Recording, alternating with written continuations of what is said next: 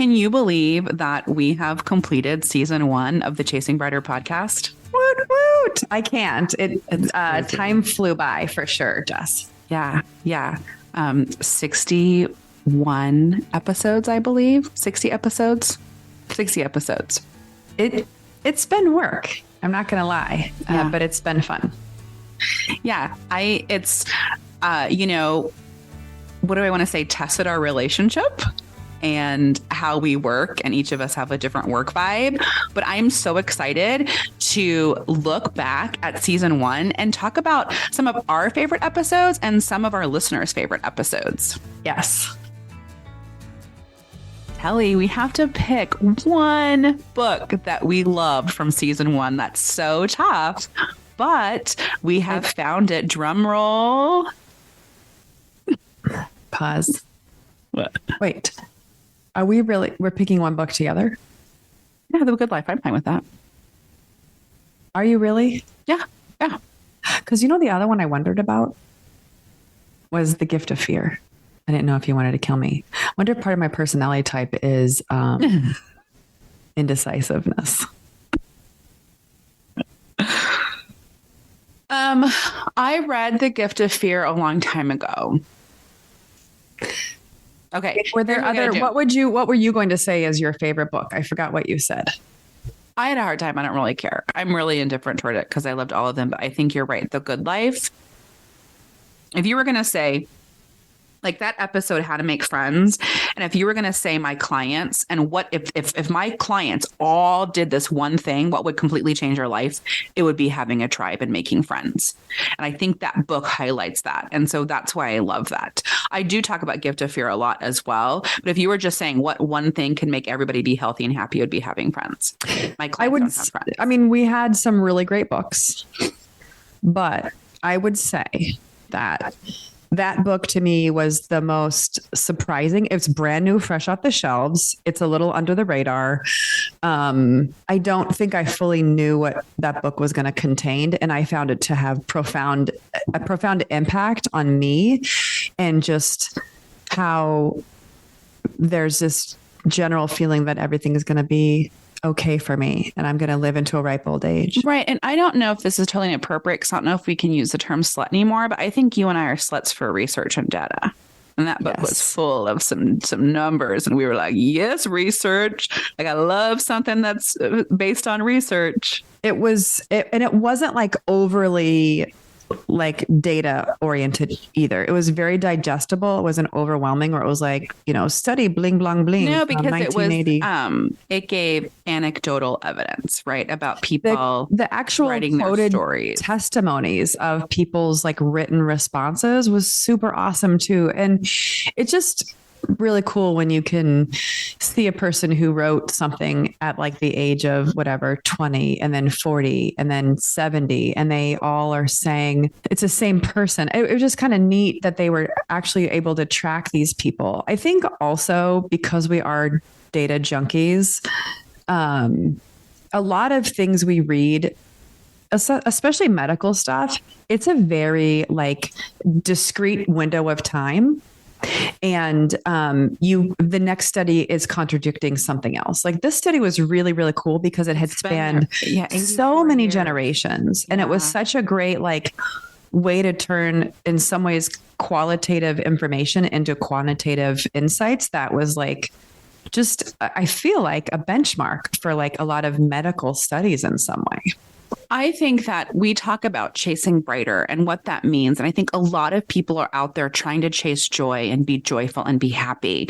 And that does not mean that you've had a life free of trauma and free of difficulty. So if you read this book, like the people who are happy have healthy relationships. If you want to be happy, create, cultivate, and maintain healthy relationships. You cannot sit at home, work from home, talk to nobody, and be happy. It's not going to happen. And I think that it's just like, if I were going to press upon anybody, and that's why I love this book, is it's like, you need to have, we are social creatures. Mm-hmm. That does not mean you have to be an extrovert, but you need to have human connection. And that ultimately, and they prove it in the book, benefits your overall physical and mental health. So if you were like, Jessica, what's a pill I can take to be my healthiest and happiest? Get some friends. Go find a friend. That's what I'm saying. That's right. That was really, there's a lot of feeling behind that, Jess. Get some friends, girl. Well, because that's what I'm saying. Like, if you were going to say, when I see people as a therapist, right, they're not feeling great. They're feeling dysfunction in their life and they're feeling unhappy.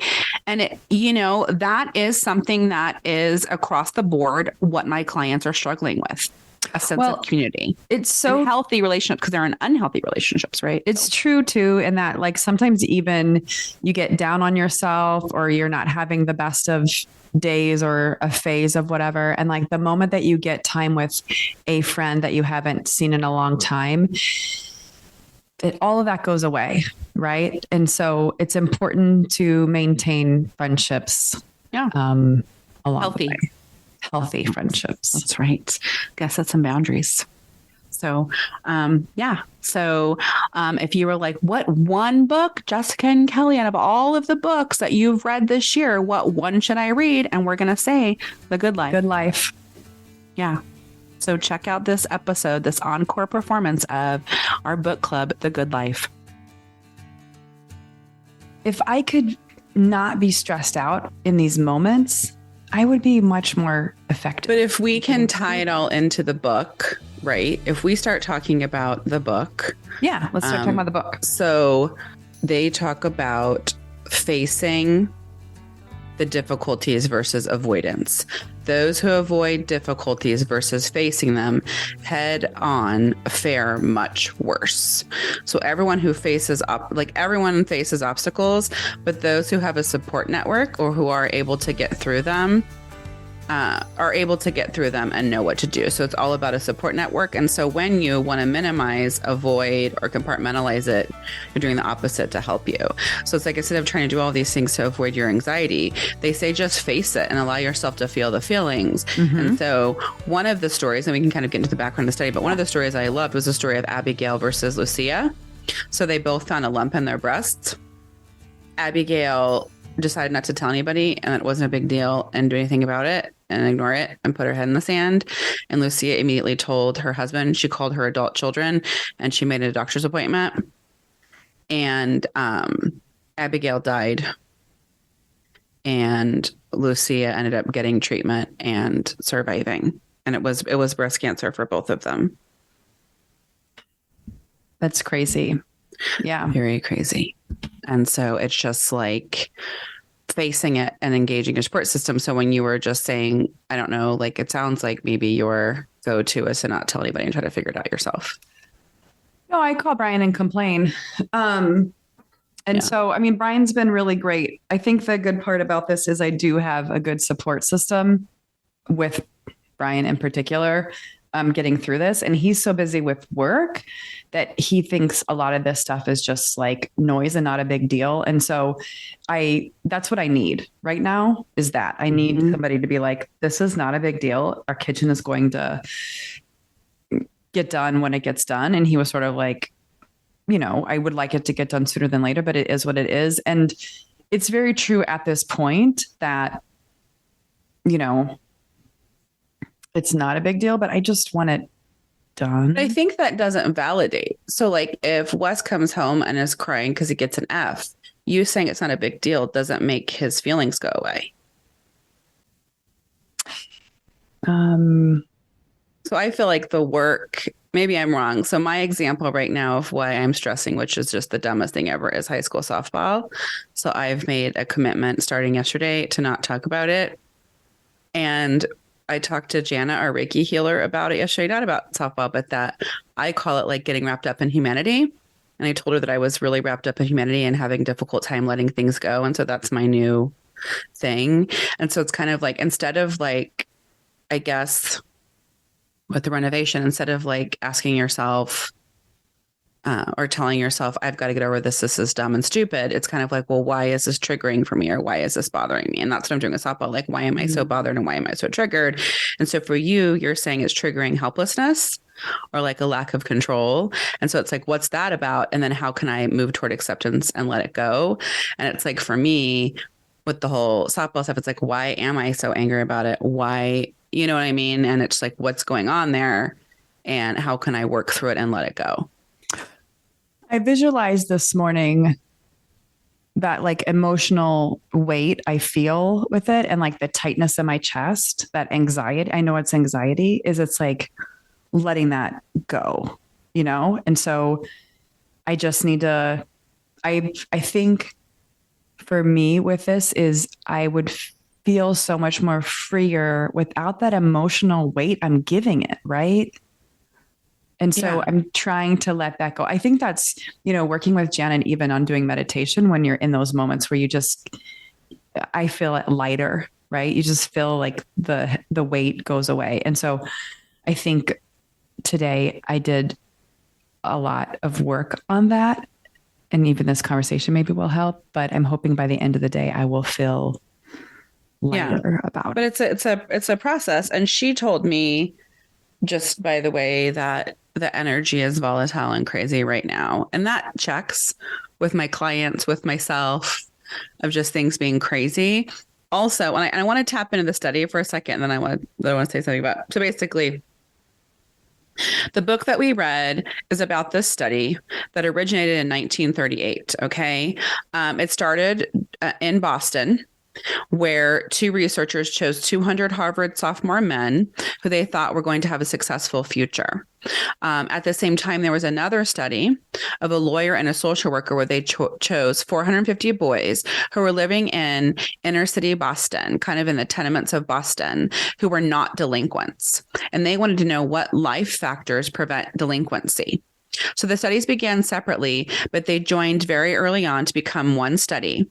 It has maintained an 84% participation rate over 84 years, which is incredibly high for a longitudinal study. This is the longest longitudinal study in the history of the world and is continuing to go on.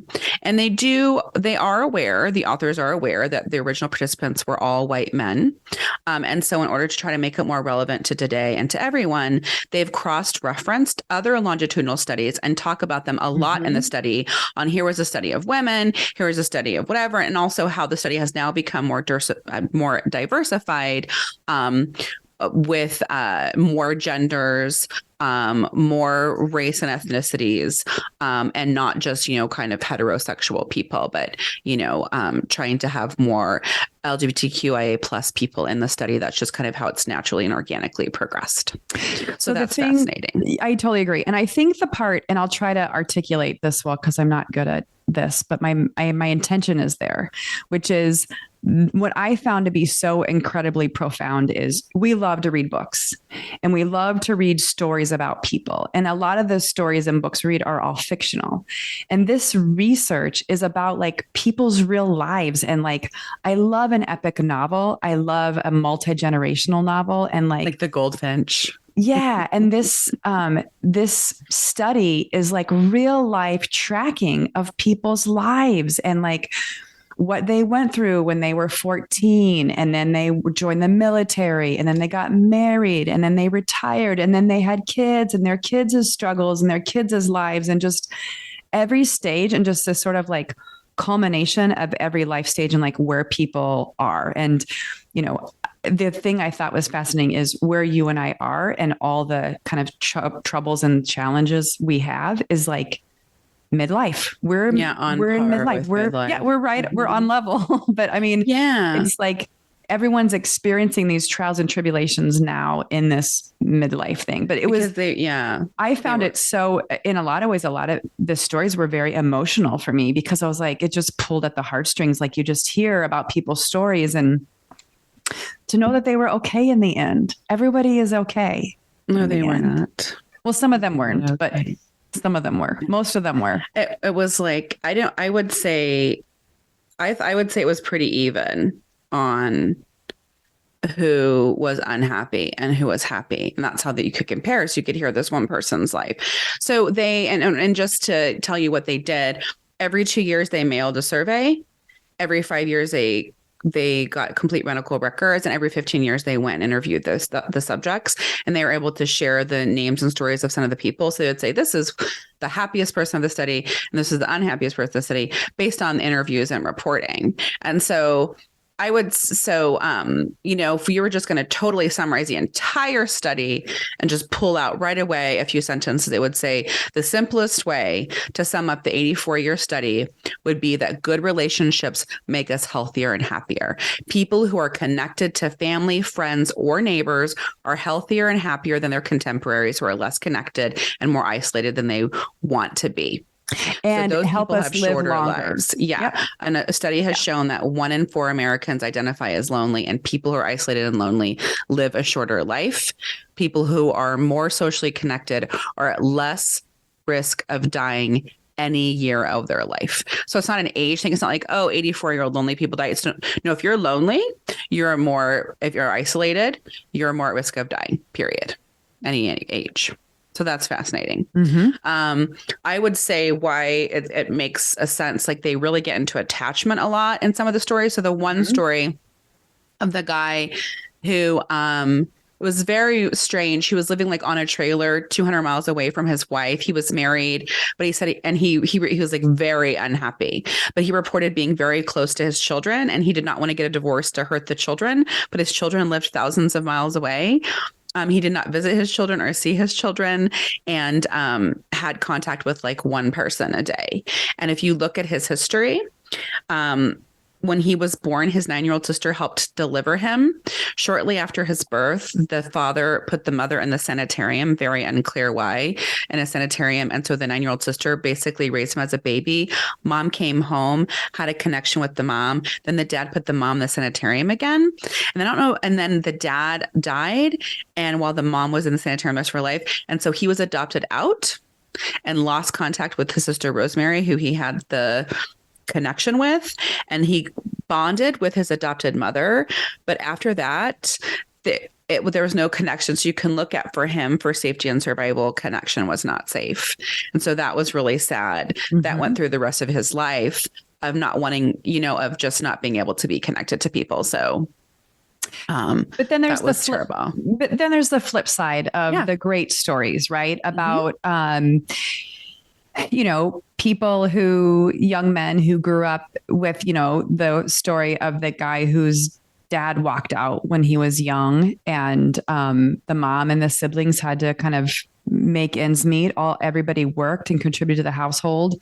They sent him to school, and then he eventually dropped out and just seemed like he had a rough going in the beginning, and then joined the military, became very effective, didn't respond to the survey for many years because he was like traveling the world in a military post, and led a very fulfilling life later in life, because he, had the experiences he had. And he had, I think, to your point about connection, right? He had his sisters and his mother continue to be an important part of his life. And they even talked about the fact that he married later in life, and how, everybody in a lot of ways is on their own path and their own journey. And, not everybody has to hit these certain milestones at certain parts in their life, because every aspect of your development has to be fulfilled eventually.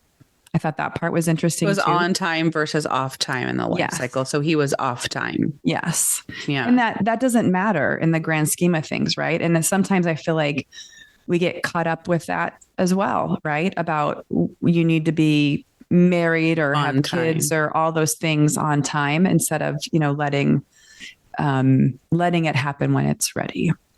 Yeah. And then there were people who did have a traumatic childhood. It wasn't like they were not connected to family necessarily, but were able to find connection with a life partner that helped them continue to be successful. Yeah. It was interesting to me, like they compared Leo and John. Leo was the happiest person in the study. John was the unhappiest person in the study. So they both were Harvard graduates. John, and they both kind of came from affluent families. They both served in the war. While Leo was gone in the war, his father died, and he always wanted to be a writer. And when he came home, the mother found out she had Parkinson's. So he had to give up his dream of being a writer, became a school teacher to help provide for all of his family. John came back, didn't want to join the family business, became a lawyer, and was one of the most successful people in the study. And so what I found so fascinating was they asked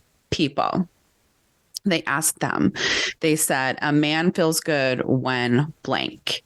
And John responded, he is able to respond to inner drives. And Leo responded, he senses that his family loves him despite everything. So what are your thoughts on that? That John, the unhappiest, most successful man in the story, said that a man feels good when he is able to respond to inner drives. What are your thoughts on that? It's sad, right? I mean, I think it's unfortunate because it was very clear in the study that, John wasn't happy. What I also, just to follow up on that, what is the other thing that really grabbed me in this whole book is that like you're seeing actual responses from these participants at different stages in their life, and these honest, true, like vulnerable of what they're saying. And it's like written, right? It's not like, oh, everybody. They were in cursive. They had to go back and like look over their handwritten and cursive responses. Everybody answered A on this response. It's like their actual, like what comes to mind, right? The fact that he basically was like, whatever I'm able to accomplish versus being surrounded by loved ones. Well, but I feel like it's like that would make sense. You would think, I'm unhappy.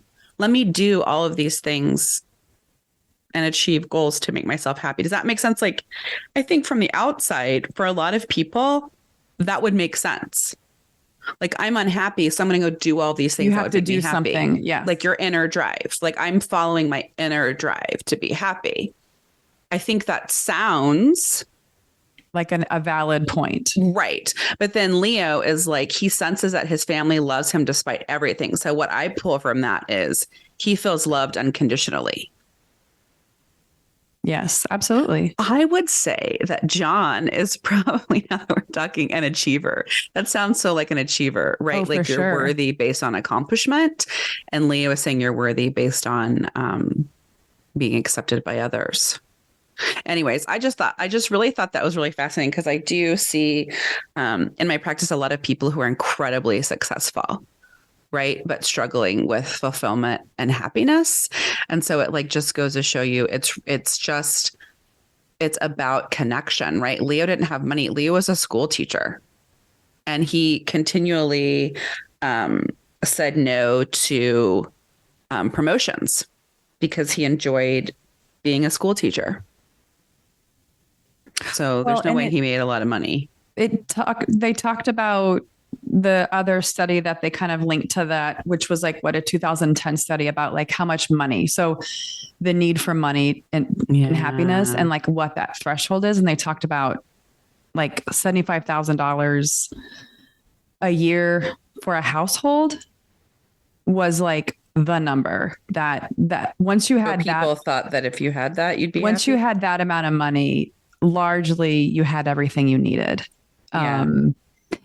But people who even had less than that were happier. We're per capita happier because money doesn't bring happiness, right? But hands down, when people say what would make you happy, people say money. Yes. All the time. And there was another study that a woman did on, I don't know if it was Asian refugees or immigrants, and it was people that were able to be successful and get through it and be happy were people that had one stable adult in their life. So they went back through and compared their study to that study and found that to be true, that the people that were successful had one stable adult in their life. So that's fascinating. Mm-hmm. You know, I thought it was fascinating. There was, when you talk about the life cycle, they had kind of a section about teenagers. And it said, I don't know, I put in my notes, like the book also explores the importance of connection and role models for teenagers. As you know, the original intent of a study was to see what prevented youth in low income areas from being delinquent. And they found the connection with adults, their parents, and even siblings to be critical. The balance between allowing an adolescent to be independent, but also be there to support them was really pivotal. So that was interesting. As I have a teen and preteen in my house, you know? I agree. Linking to that to what I loved was the section on social media. Yeah. And, the title of it even was Don't Scroll, Engage. And like really kind of using social media as a positive thing, right? Mm-hmm. So it was talking about when you are using social media, does it fill you with joy? Does it energize you, or does it deplete you? And if it depletes you, it's not for good. Yeah. Yeah. And so it gave a lot of tips on what to do about social media. And I think that's helpful just with teens in particular, or like kids when we're working with them on social media. And like social media isn't evil, right? Obviously we're recording a podcast, so we like social media, but it's the fact that how, using it for good, right? And that it's not going away anytime soon. And I think both parents, all ages, need to notice how you feel when you're scrolling.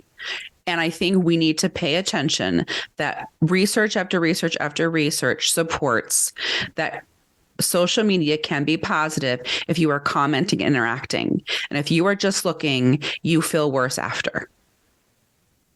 And so if you're engaging in it, cultivate it. And then, it has positive benefits, but how does it negatively impact children during their formative years? And the research is unclear as to whether the social skills you develop online can compete with those you develop in person. Right. And so being in the same room as a person, they just talk about human touch and physical proximity have emotional, psychological, and biological effects. Well, and they went through, that link through COVID, right? They actually had grabbed some insights about during the shutdown and how just that people were like, what's the skin hunger? Is that what it was? Yeah. Where people just crave like just being touched by another person and just having that personal connection was an important factor. And I think I liked the tips. So the book was full of a lot of great tips. And I like the tips that they said, set aside distraction-free time with your social relationships. So maybe what you can do is they said, just have phone-free dinner. Or try to have a day where no one has their phones, or look that way you can have more like an improved connection with the people in your life. Yes. And I loved the other tip that said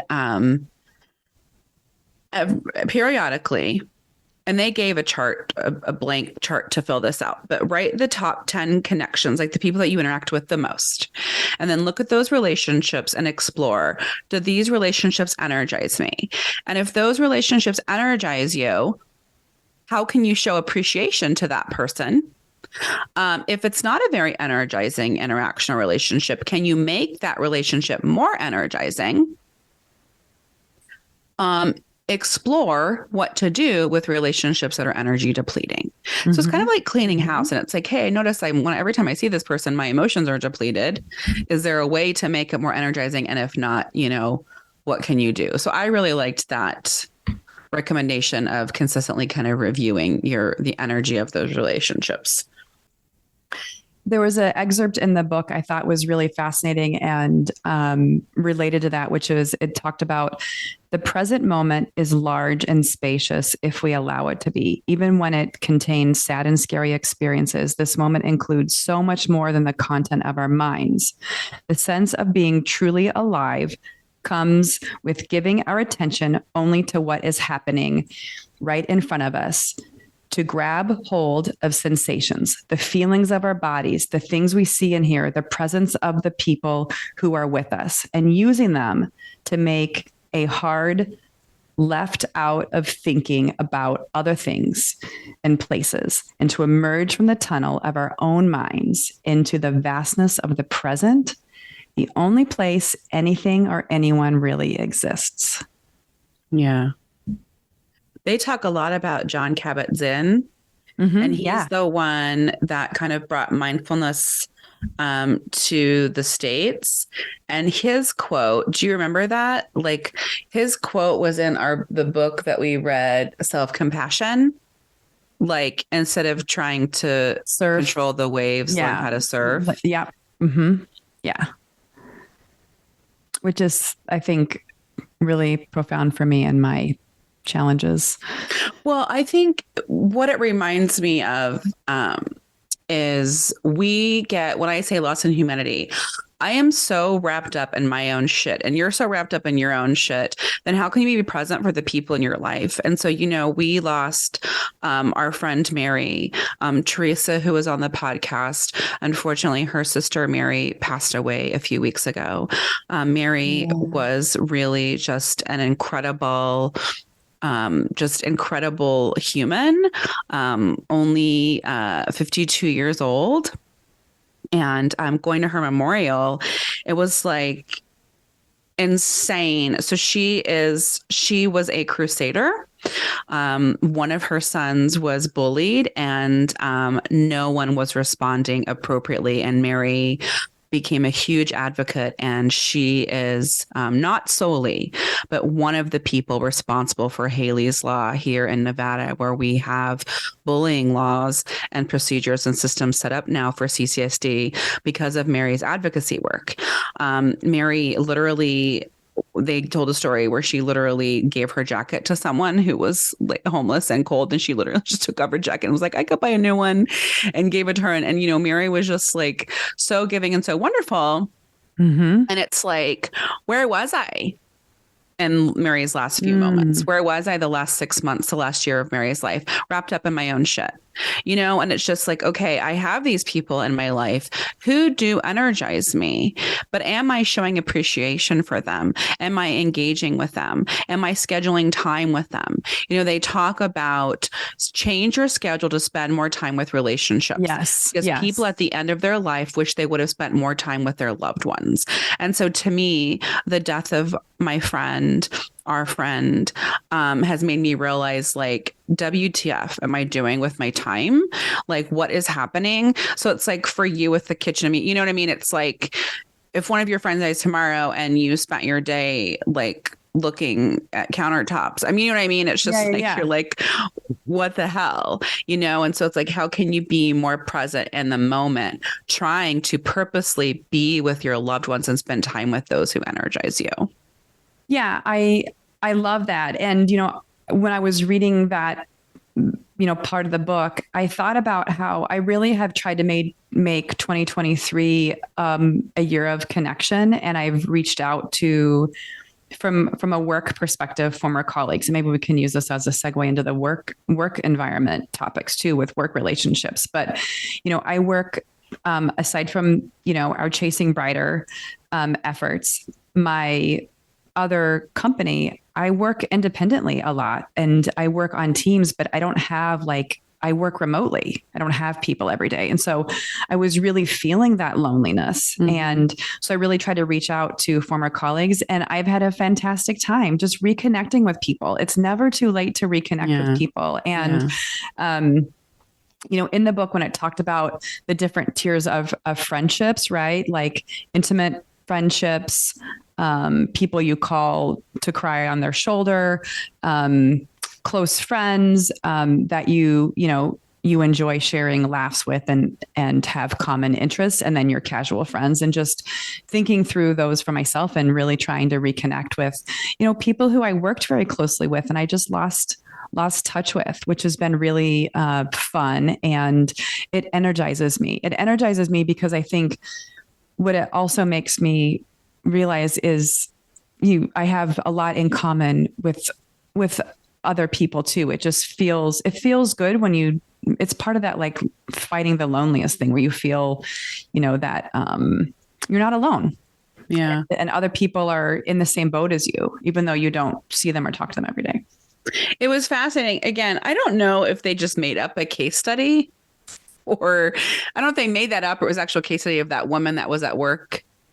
You know what I'm talking about? The woman there was a woman and she was at work and she was just dumped on all the time with work, and her boss would cut out early and she stayed over 2 to 3 hours every day just to get stuff done. She would come home and they would already have eaten dinner, and she loved cooking but never had a chance to cook dinner with anybody.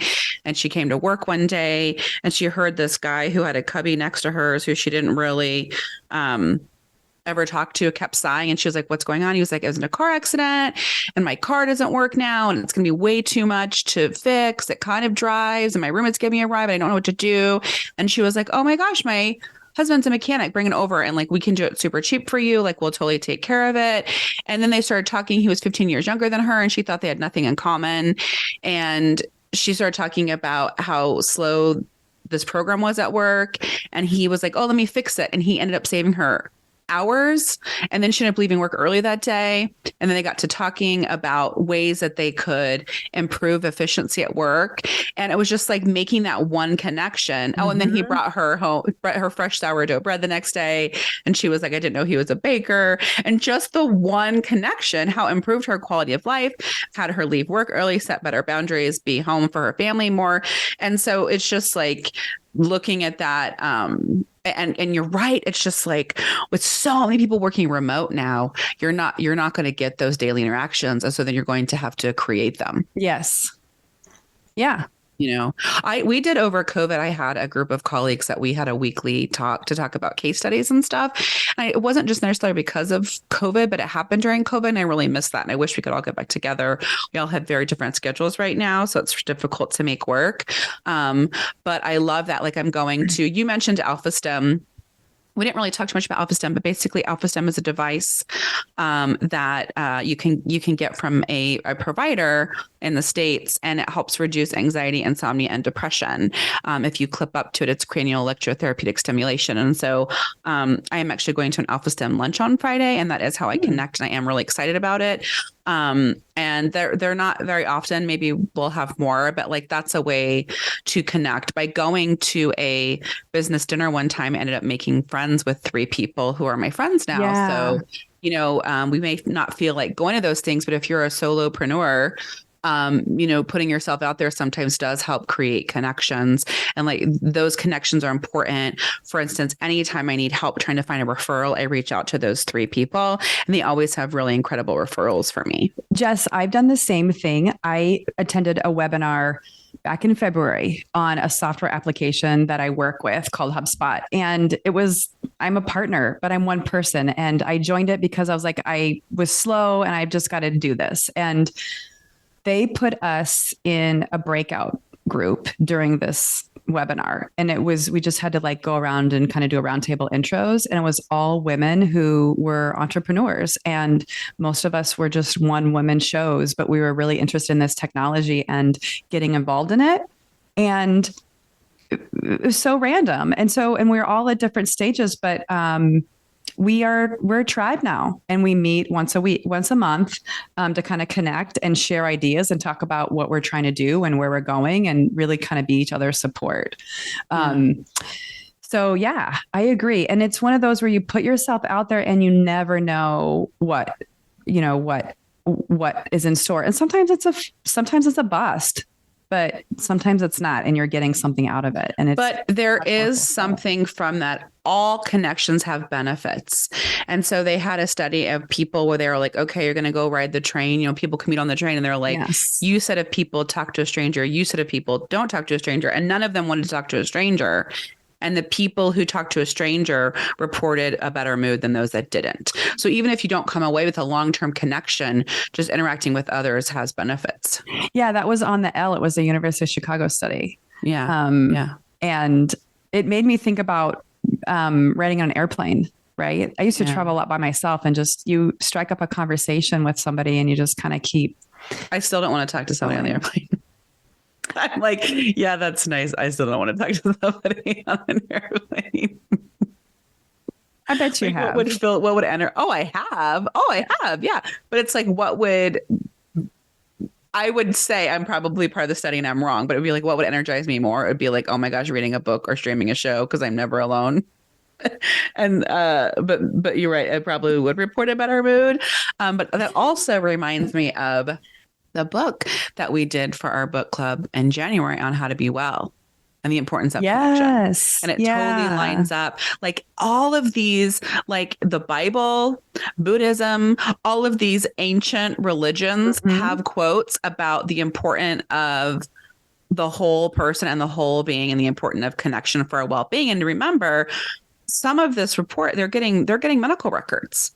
Right. And so John, who was really successful, had a slew of medical and health issues. So that's so fascinating. Like isolation, loneliness, poor health. That's just fascinating. So I know we're coming up at a wrap up. I wanted to talk about a couple more things. One is it talks through the WISER model, which is a model of reacting to emotionally challenging situations and relationship events. And I think we'll talk through this more in the blog post and really go through the diagram. But I wanted to talk about it because yesterday my anxiety has been high. And so I'm not the best parent. And I was making dinner and Wes, my oldest, had disappeared. And he's been coming into my office watching TV, whatever, doing stuff on his own when he isn't. I've asked him to do something else. And so I was making dinner and I looked down the hallway because I live in the basement and I went and I saw that my office door was closed and I assumed it was Wes. And so I yelled, "Wes, turn the TV off and get out of my office." And I could almost cry. I feel like such an asshole. He opened the door to the laundry room and he was doing the laundry. I mean, he was doing dishes. Yeah. Sorry, we're going to have to redo that. No, we don't. Cry. You can be vulnerable. You can be vulnerable. So I felt like such a jerk. He's never washed the dishes. He's never. And so I was like, he was like so mad at me. And I was like, "I'm sorry, this is unexpected behavior. I didn't know you were going to be washing the dishes." But like, I obviously need to use the WISER model because I was mad at you. Oh, yeah. I seriously hurt his feelings. I think he thought he was doing something nice. And here I'm like screaming down his throat. Right. My preteen 12-year-old doesn't like me right now. Just so you know, Kelly, part of that is just not that he did anything, but like I was helping with this ancient China report and I was reading the rubric and he was just like yelling at me that I don't understand. And he printed a picture and it had buildings in it. And I was like, it shows you're supposed to be doing ancient China. And there's skyscraper in this diorama picture. And he was like, "Oh, okay. Well, Mom, do you think I can go on Google and find a photo from ancient China? Do you think they had photos back then, Mom?" And I'm like, "Well, do you think we could like whatever it'd be like? You just don't understand. You don't understand. You don't understand. You don't understand." And then Justin walks in the door and Justin's like, "Hey, there's like I read all the things and it says ancient China. So why don't you just like kind of color in those buildings?" "That's a great idea, Dad. I'm going to do that." You know what I mean? And then I was like, "Tom, do you think you could like help with the unload the dishwasher?" You know, it's just like he's just giving it to me. That's how Wes is eating my soul right now. It's also like you dump on me emotionally all the time. I think, you know, the important thing is then like, okay, so WISER is watch, interpret, select, engage, reflect. So reflect, yes. Right? So you watched, you interpreted wrong. You selected the wrong thing and you engaged, but it's like reflect and be like, "Oh my gosh, you know what, Wes, I am so sorry." You know, I think it's important to show vulnerability to kids and that is supported. And even they talk about this here, those who are vulnerable with other connections, right? There's more intimacy. So to be like, I'm really stressed about the remodel.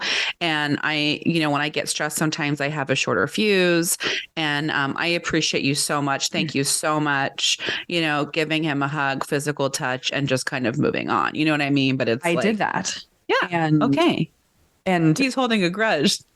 He's still pissed off at me for something else. And then like he went to bed and then I was like, "Hey, buddy." Because like I'm assuming again, I thought 12-year-olds like shake it off, right? So he's like all the time pouting in bed, and I was like, "Hey, buddy." I do it all the time, and it's funny that you're saying that. Is everything else okay? Like, is there anything else going on? And he was like, "No, it's just you." It's your face and your whole being. I hate you. So then I was like okay. I'll go back to Beckett. Yeah. At least Beckett loves me, right? I know. Well, I think it's their age because it's like Gabby's past that. And then I was just the other day, Justin and I were having a discussion, and it was like something stupid, like our opinion on something. And Dominic was just like, I agree with Dad. He's so team Dad right now. And he was like, everything Dad is saying makes sense.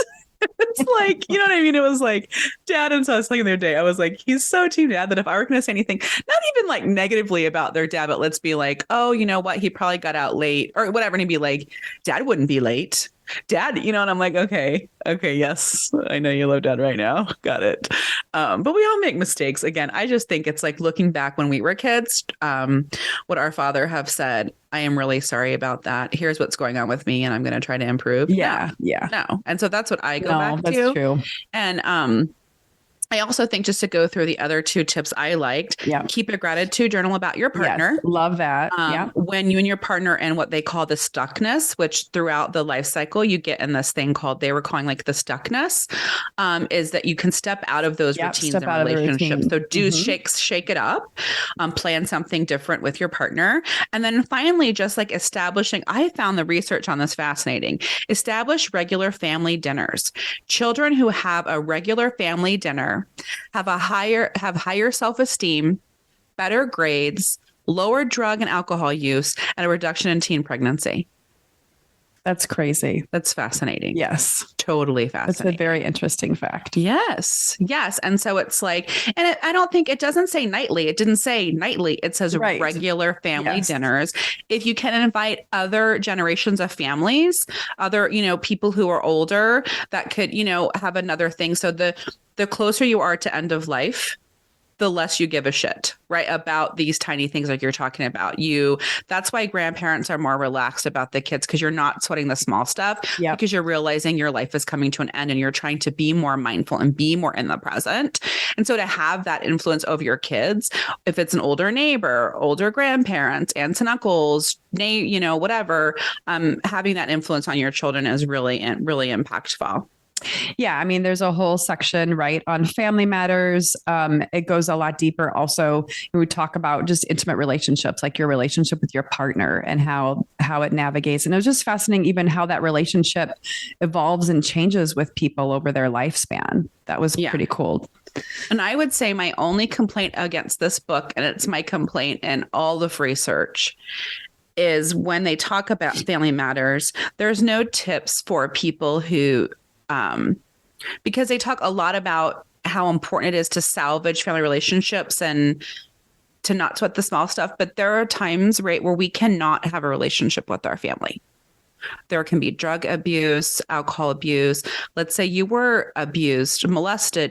There are family members that we can no longer, for us, we cannot be healthy and happy with our family in our life. So I would have liked more tips on how to create a family of choice. I would have liked to hear more about that. So if they could, add a new chapter and just, talk about how to cultivate a family of choice, I would have really appreciated that. That's an interesting perspective. It talked about, in closing, they, for basic education, we talk about the 3 R's of reading, writing, and arithmetic. And, it suggested, right, that there really should be the 4 R's, and adding relationships as the 4th R, because it talked about, early education is meant to prepare students for life. And they believe that, relationships are just as important as the other items. And how identifying and expressing emotion is critical in connection. Yes. Yeah. If you want to know more about this book as well, Kelly found that the author, Robert Waldinger, has a really great TED Talk. We'll have the link in the show notes. We'll have the link on the blog post, but you can check that out too, to get more of an idea of their research as well.